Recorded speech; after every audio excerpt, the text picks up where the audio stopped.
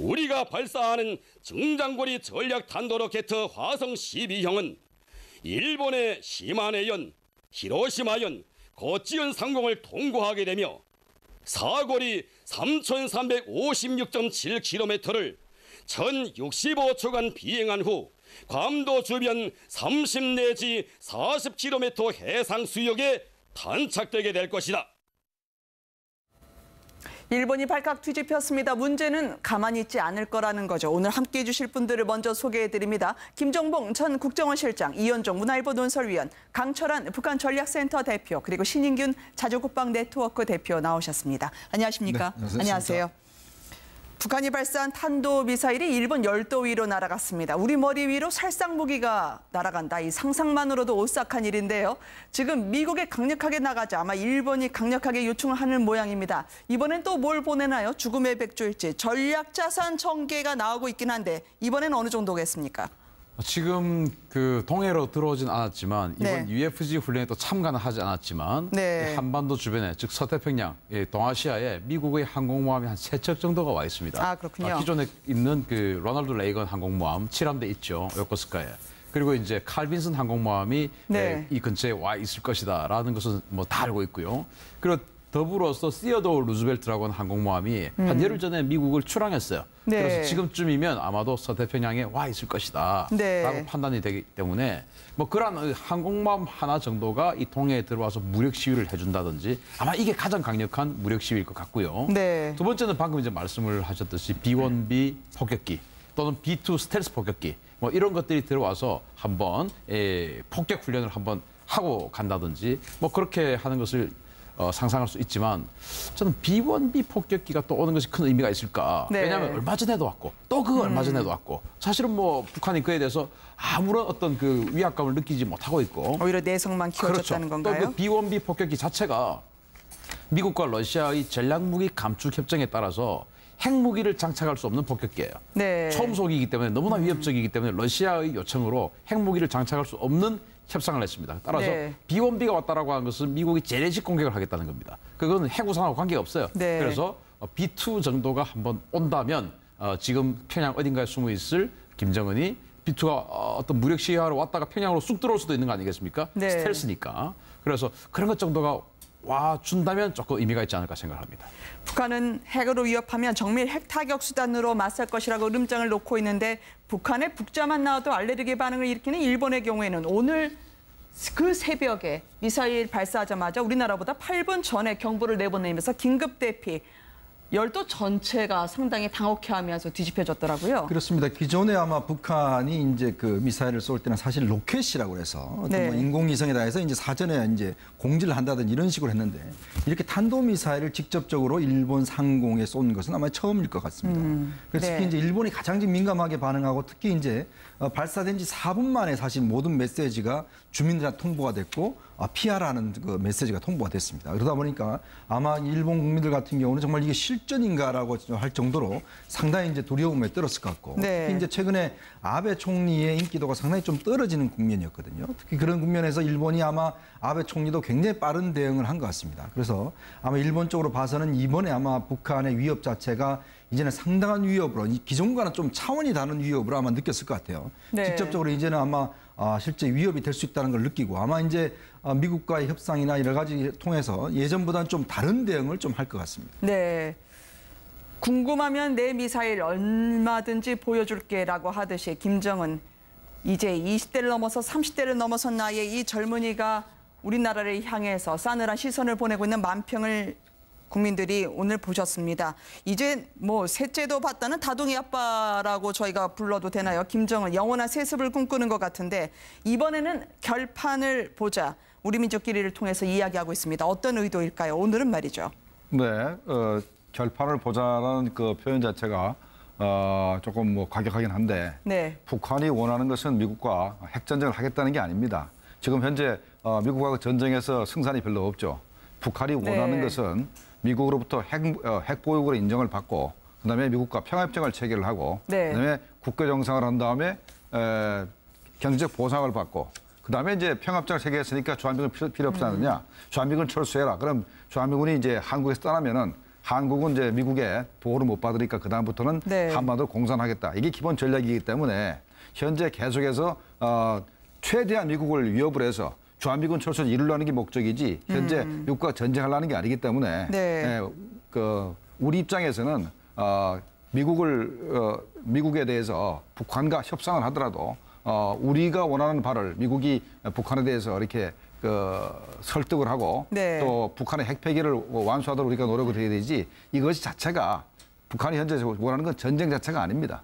다소 긴장이 완화되는 듯한 시점에 나온 도발입니다. 그래서 더욱 의외로 많은 분들이 받아들이셨을 것 같아요. 대화 국면으로 가지 않을까? 청와대에서도 저강도 도발이라고 애써 어제 그저께 발표하곤 했었는데요. 문재인 대통령이 응징 능력을 과시하라고요. 오늘 폭탄 8발을 태백 필승 사격장에 투하하는 훈련도 있었습니다. 네. 북한 김정은은 이걸 보고 어떤 생각을 할까요? 그러니까 사실 북한의 김정은은 이제 그 문재인 정부가 들어서면서 상당한 기대를 했죠. 네. 근데 이제 문재인 대통령의 발언을 보니까 기대한 건 다르게 이제 한미 연합 훈련을 강화하고 그 미국의 상당한 기대의 모습을 보여줬습니다. 그래서 이제 기대에 못 미친다고 해가지고 약간 길들이기 차원에서 활동을 했는데 지금 좀 더 도를 지나치는 것 같아요. 네. 도를 지나치는 이유가 뭐냐면 과거의 김정일은 이제 그 참모 정치를 해가지고 참모들의 의견을 물어서 결과가 나오면 참모들을 이제 통제를 했는데 지금 김정은은 감정 정치를 하면서 네. 모든 정책을 자기 혼자서 다 하고 있어요.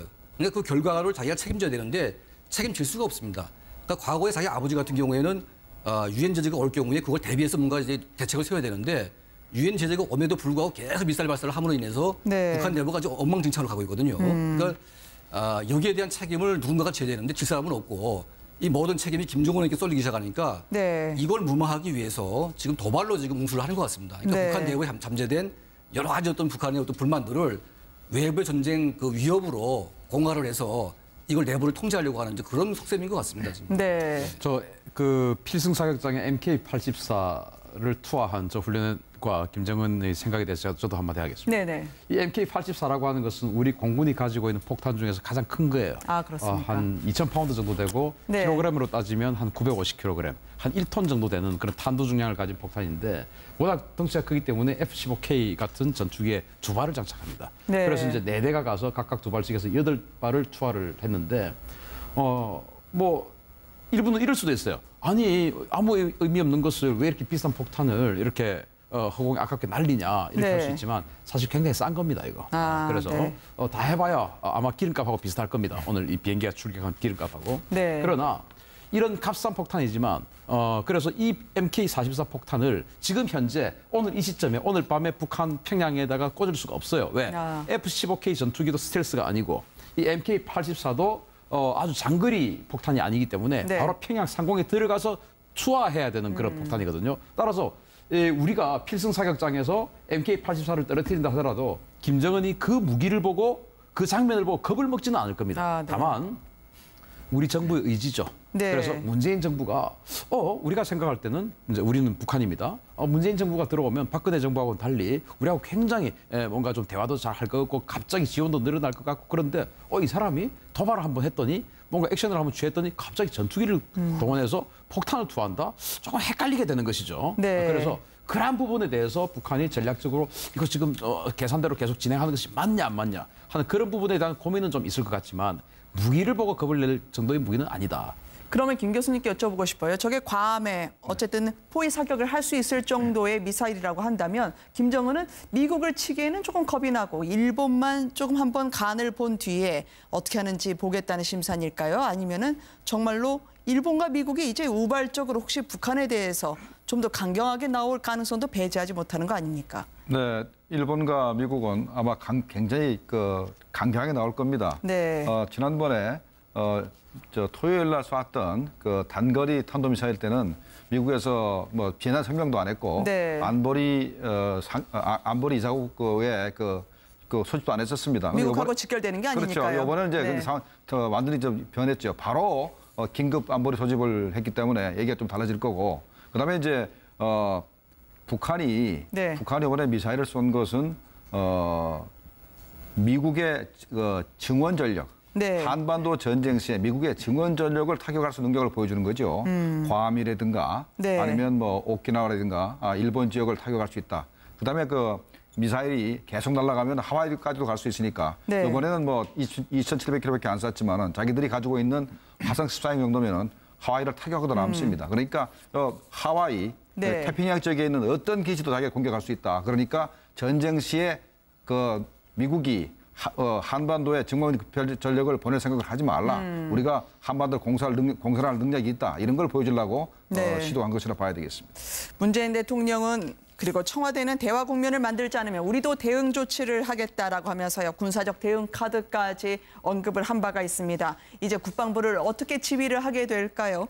막대한 돈 그렇게 투입하고도 군사력 북한 걸 감당하지 못해 안타깝다라고 질타했던 문재인 대통령입니다. 많은 분들이 이 모습을 보면서 11년 전에 노무현 전 대통령의 모습과 겹친다는 이야기를 하던데요. 군 장성들에게 일명 돌직구를 날렸던 그 당시 노무현 전 대통령과 함께 비교해서 보시겠습니다. 우리가 북한의 국방비에 10배도 훨씬 넘는데 이게 한 해 두 해도 아니고 그래도 지금까지 한국의 국방력이 북한보다 약하다면 대한민국 군대들 지금까지 뭐 했노 이게. 나도 군대 갔다 왔고 예비군 훈련까지 다 받았는데 심심하면 사람한테 세금 내라 하고 불러다가 뺑뺑이 돌리고 훈련시키고 했는데 그 많은 돈을 우리 군인들이 다 떡 사 먹었느냐 이게. 옛날에 국방장관들 나와가지고 떠들어 샀는데 그 사람들한테 직무유기한 거 아니에요. 문재인 대통령은 북한과 남한의 GDP를 비교하면 남한이 북한은 45배에 달한다. 그러면 절대 총액상으로 우리의 국방력은 북한을 압도해야 하는데 그 많은 돈을 갖고 뭘 했는지 근본적인 의문이 든다고 말했습니다. 많이들 기억하실 것 같습니다. 그 많은 돈을 우리 군인들이 다 떡 싸먹었냐. 그 말 한마디에 네. 별을 달고 계시는 장성들은 다 일어서지 않았겠습니까? 그렇죠. 이제 아마 문재인 대통령의 이야기를 똑같이 다시 한번 이야기한 것은 아마 이제 방산비리라든지 이런 네. 것들로 해서 실제로 이제 우리가 들어간 한 40조 원이 넘는 국방비에 비해서 우리의 어떤 전력 자체가 굉장히 부족한 게 아닌가라는 지점을 지적한 것 같아요. 근데 저는 좀 모순적인 게 있습니다. 사실 우리 국방비 중에서 거의 한 4분의 3 정도는 사실은 유지 운영 비용입니다. 그리고 네. 실제 우리가 이제 군사 구입할 수 있는 것은 한 10조 원 정도 되고, 그리고 우리는 주로 방어 무기를 많이 씁니다. 이 네. 방어 무기가 공격 무기보다 훨씬 더 많은 돈이 듭니다. 뭐 사드도 마찬가지지만 실제 네. 공격 무기 같은 경우는 북한 같은 게 그렇게 돈이 들지는 않아요. 그러니까 그런 거기 때문에 무기 체계가 사실은 북한과 우리가 좀 다른 측면이 있는 것이거든요. 그래서 아마 또 특히 문재인 대통령도 지난 뭐 노무현 정권 때 비서실장과 했지 않습니까? 또 거기에 대한 좀 책임도 있고, 그런 측면에서 너무 또 군을 이렇게 예를 들어서 뭐 했냐는 식으로 질책한다는 것은 조금 저는 좀 적절하지 않지 않냐는 생각도 듭니다. 그럼 우리 군의 전력은 실제로 북한군 전력하고 비교하면 어떻습니까? 훨씬 세죠. 아, 우리가 그래요? 훨씬 셉니다. 다만 훨씬 센데 우리는 40km만 밀리면 전쟁이 진다는 겁니다. 네. 그래서 더 세야 된다는 겁니다. 그래서 지금 우리는 한미연합군 상태에서의 군대를 양성해 왔어요. 따라서 미군이 육군을 많이 데리고 올 수 없으니까 육군은 우리가 만들고, 미군은 해공군을 많이 가져올 수 있으니까 우리는 해공군을 좀 적게 만들고, 뭐 이렇게 된 것이죠. 그러니까 네. 이제 노무현 대통령 11년 전에 저 연설이 미군 빼면 우리는 뭐냐 이거야. 그러면 지금은 또 뭐가 달라졌냐? 이게 이제 11년 동안의 데자뷰입니다. 그래서 네. 노무현 대통령도 저 민주평통 연설이 국방개혁을 하자라는 차원에서 했던 연설이고, 네. 어제 문재인 대통령도 국방부 업무보고를 받으면서 국방개혁을 강력하게 추진해서 우리 독자적으로 네. 작전하고 전쟁할 수 있는, 즉각 미군이 없어도 모든 전쟁을 다 할 수 있는 군대를 만들겠다라고 하는 국방개혁 스타트의 그 연설이 11년 전과 11년 네. 전과 똑같습니다. 단 우리가 더 센 것은 맞습니다. 한반도의 정세를 상당히 불투명하게 만들게 하는 것, 자신의 일가에 대해서도 철저히 베일에 감추는 김정은의 성격과 일치한 것 같습니다. 국정원의 어제 전원에 따르면 김정은의 부인 리설주가요, 올해 2월이죠. 혹은 1월에 셋째 아이를 출산한 것으로 보인다고 전한 것으로 알려지고 있습니다.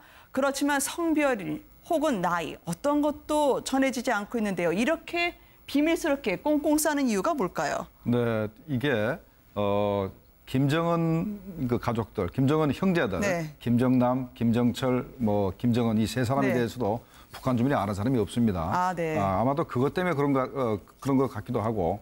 근데 김정일은 얘기가 좀 달랐죠. 김정일이는 벌써 73년도부터면은 벌써 네.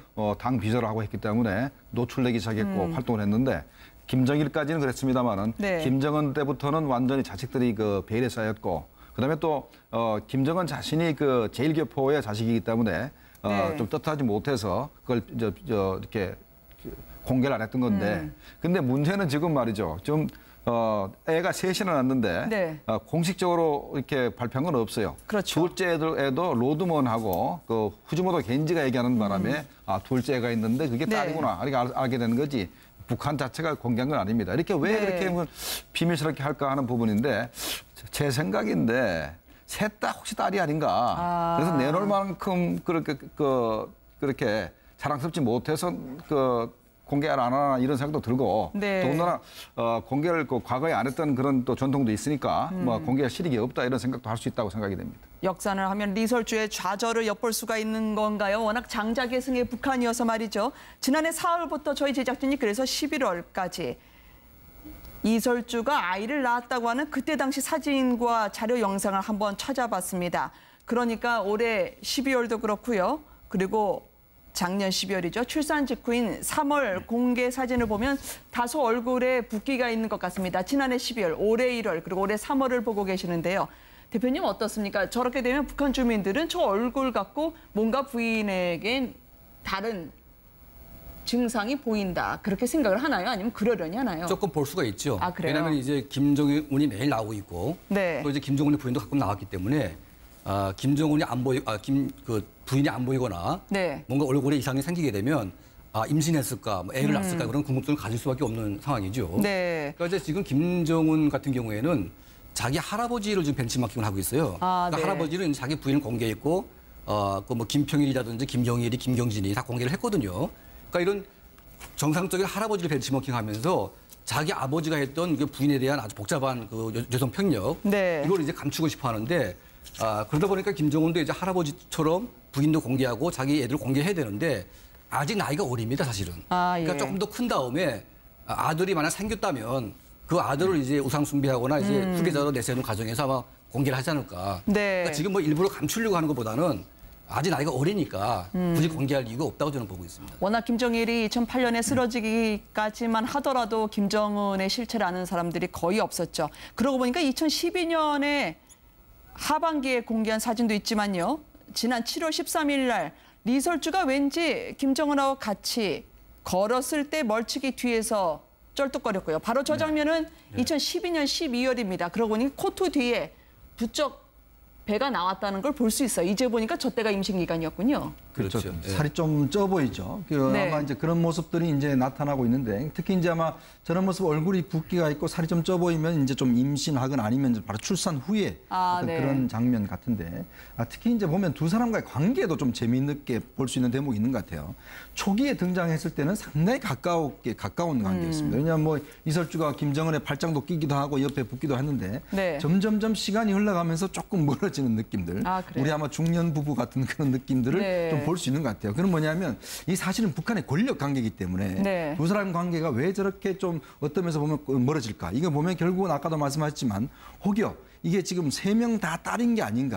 만약에 이제 지금 장자상속의 개념이 있다라면 만약에 아들을 낳았더라면 좀 다를 텐데 네. 또 문제는 뭐냐면 만약에 김정은이 이 3명의 교육을 어디서 시킬 것인가. 네. 본인은 사실은 스위스 베른 가서 교육을 받았지 않습니까? 그렇죠. 근데 만약에 이 세 자녀가 좀 막 크면 만약에 북한 내에서 교육을 시킬 것인지 아니면 외국에 나가서 교육을 시킬 것인지 그것도 상당히 주목되는 대목입니다. 저 화면을 보니까 정말 뒤에서 어색하게 따라오고요. 절뚝절뚝 하이힐 때문이 아니라 본인이 뭔가 몸이 불편한 듯한 그런 느낌을 엿볼 수가 있습니다. 그렇죠. 그러니까 이제 이설주 같은 경우에는 네. 처음에 등장할 때 이제 김정일 초상화를 안 달고 나왔어요. 네. 그러니까 장성택이 살아있을 때 이건 좀 약간 너무 문제가 있는 것이 아닌가. 네. 이런 말을 했는데 이설주가 이런 말을 했답니다. 김정일은 전 인민이 받들고 있지만 네. 김정은 동지는 자기 마음속에 있다고. 그래서 그 말 한마디 때문에 아주 점수를 따가지고 부인을 사랑한다고 그러는데 네. 제가 보건대는요. 그러니까 뭐 김정은과 이설주가 뭐 가까운 거리나 긴 거리에서 이렇게 문제가 생긴 것이 아니라 네. 그 처음에 나올 땐 철이 없어가지고 막 옆에서 팔짱도 끼고 막 이렇게 하지 않았습니까? 그랬죠. 근데 이제 인민들이 보기에 너무 좀 절제돼 있지 않다. 이제 그런 철없는 모습을 보여주다 보니까 노동당 조직부에서 네. 이건 좀 아닌 것 같다고 제의를 한 것 같아요. 그래서 일부러 약간 절제된 모습을 보여주려다 보니까 또 멀어진 것 같이 보이는데 네. 제가 보니까 김정은 같은 경우에는 자기 아버지가 여러 명의 여인들을 거느리면서 특히 고영희를 사랑하긴 했지만 나중에 넷째 부인 김옥희를 만나면서 김호기를 편애하면서 어머니가 굉장히 눈물을 흘렸어요. 네. 그러니까 그런 모습을 보면서 자기는 아버지처럼 그렇게 하지 않겠다 마음 먹은 것 같기도 한데 이건 지금까지는 그거 지키는 것 같아요. 근데 앞으로가 네. 문제인 것 같습니다. 이게 아들 출산 상당히 스트레스가 있는 모양이죠. 장자계승이라서 말이죠. 이게 고영희한테서 아들 낳아서 후계자를 만들었던 김정희를 본다면 리설주가 갖고 있는 불안감 같은 것도 엿볼 수 있다는 분석들이 계속 나오고 있는데 첫 번째 아이, 첫째 아이는 그러면 김정은과 리설주의 아이는 맞는 겁니까? 그렇죠. 제가 볼 때는 현재 이설주 그러니까 김정은이 아들이 아니다는 설도 있고 네. 하는 얘기가 있습니다만은 제가 볼 때는 그거는 신빙성이 별로 없는 것이 김정일이가 자기가 그 출생 자체 자기가 네. 이 고영이라는 그 제일동포를 얻어가지고 애를 네. 낳고 그다음에 또 성혜림한테 유부녀를 얻어서 또 김정은을 낳기 때문에 네. 그것이 후계에 굉장히 문제라는 걸 스스로 뼈저리게 느꼈기 때문에 자기 살아생전에 2009년도에 김정은을 결혼시켰지 않습니까? 벌써 네. 2009년도 1월 이후에는 벌써 후계자로 지목이 된 상태이기 때문에 후계자한테 유부녀냐 무슨 뭐 남자가 있는 여자를 소개해줄 가능성은 거의 없다고 보고 그래서 네.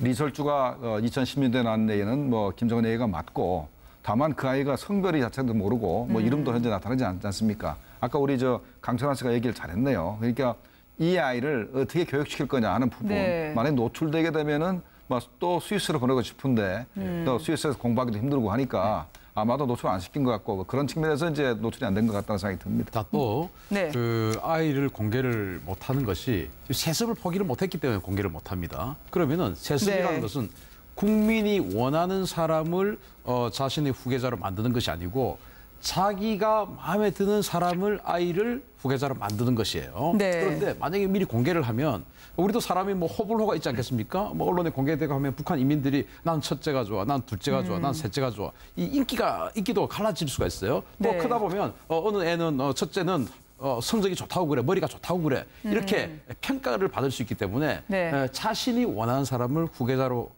낙점을 하는데 굉장히 부담스러워집니다. 또 네. 리설주가 북한에서 어떤 그 완벽하게 권력을 거의 김정은과 같은 우리는 뭐 부부 일심동체니까 그런데 저기는 다르다라고 판단될 수 있는 결정적인 사진이 아까 이제 김정은과 리설주가 같이 네. 의장대 사회를 받는 동영상이 있었어요. 그거 네. 지금 한번 다시 보여주시면 우리와는 완전 다릅니다.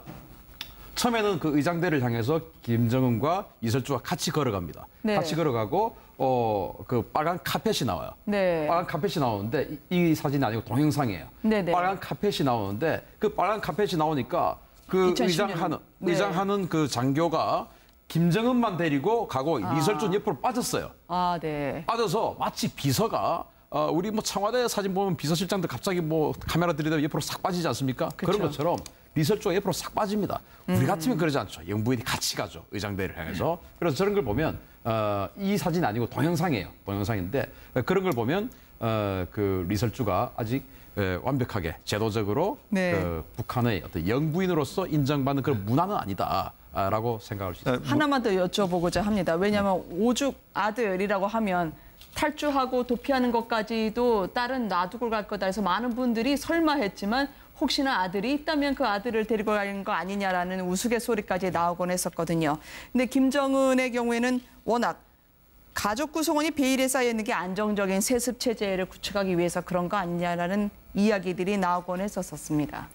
예, 그러니까 이제 뭐 도주할 때 이제 뭐 부인만 데려간다 이제 그런 말들은 좀 약간 아닌 것 같고요. 네. 제가 보건대는 이제 김정일 때부터 유사시 때 김씨 가문의 가족들이 빠져나갈 수 있는 모든 통로를 다 만들어놨습니다. 그렇기 때문에 누군 빼고 누군 안 놔두고 그런 개념이 아닌 것 같아요. 그러니까 네. 예전에 6.25 때도 보게 되면 김씨 가문을 포함해서 북한의 노동당, 뭐 군부, 보위부 핵심 간부들, 그 가족들, 자녀까지 전부 다 데리고 갔거든요. 네. 그러니까 지금은 다 체계화돼 있기 때문에 특히 뭐 김씨 일가의 모든 그 가게는 저는 전부 다 데려가서 보호한다고 저는 보고 있습니다. 네. 아니 다른 후계자가 될 수 없나요? 김여정 그렇게 김정일이 아꼈다고 하던데 말이죠. 왜 이렇게 아들만 생색을 내는지 모르겠습니다. 뭐 북한은 이렇게 1945년 이전에 네. 일제 시대 때 그 남녀 관계라든가 하는데 거기서 의식이 멈췄다고 보시는 게 맞습니다. 그래서 그렇군요. 벌써 현재 21세기 대한민국 국민 의식하고 현재 북한 주민의 의식하고는 벌써 다르다는 것을 기본으로 해야 되고 네. 그다음에 김정은하고 리설주 관계는 친과 사람 관계이기 때문에 친과 사람이 맞먹을 수가 없습니다. 아무리 부인이라 하더라도 네, 그렇게 보시면 될 것 같습니다. 네. 이런 김정은은 그런데 김정일 일가에서는요. 김정은의 형인 김정철도 아들을 낳았다고 하는데 저렇게 되면 또 한 번의 암투가 벌어지는 건가요? 그러니까 암투는 좀 쉽지는 않을 겁니다. 왜냐하면 그 공개를 할 때 그 후계자는 김정은이고 딱 멋을 박아놨기 때문에 그 외에 어떤 친형이든 뭐 친여동생이든 그가 낳은 자식들은 철저히 격가지로 돼 있기 때문에 권력 암투 가능성은 거의 없고요. 권력 암투가 생긴다면 나중에 김정은의 아들 가운데서 누군가가 이제 뭐 형이 있거나 동생이 있을 경우에 아버지가 편애를 해서 누군가가 잘못 선택했을 경우에 암투가 나겠죠. 근데 이제 뭐 다른 형제가 애를 낳았다고 해서 현재 구조상에는 암투가 날 수는 없다고 봅니다. 백두혈통 승계에 대해서 지령을 받은 사람 아니면 격가지로 분류되는 같은 가족이지만 전혀 가족이 아닌 북한의 상황을 함께 들여다봤습니다. 오늘 말씀 감사합니다.